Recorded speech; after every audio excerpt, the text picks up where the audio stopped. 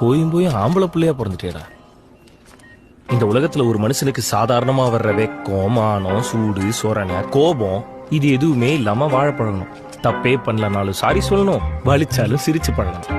குத்துனது பொண்டாட்டியா இருந்தா செத்தாலும் சொல்லக்கூடாது. அது எப்படி செத்தா சொல்ல முடியும்? சொல்லக்கூடாது, சொல்லக்கூடாது.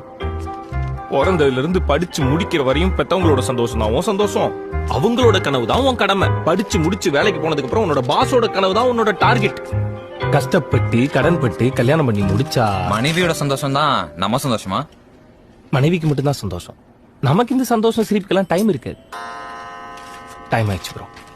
Not all men bro. தெரியும் ப்ரோ, தெரியும். சந்தோஷத்தை விடுங்க, சண்டை எப்போ வரும்னே சொல்ல முடியாது. சம்பாதிக்கலாம்னா ஏன்டா சம்பாதிக்கலாம்னு சண்டை வரும். சம்பாரிச்சா அவங்களுக்கு வேணும்ன்ற அளவு சம்பாதிக்கலாம்னு சண்டை வரும். மாசம் பிறந்தா எதுக்கெல்லாம் செலவு பண்ணலாம்னு சண்டை வரும். மாச கடைசியில செலவு பண்ண காசே இல்லைன்னு சண்டை வரும். செலவு பண்ணலன்னா கஞ்சன்னு, செலவு பண்ணா ஏன் சேவிங்ஸ் பண்ணலன்னு.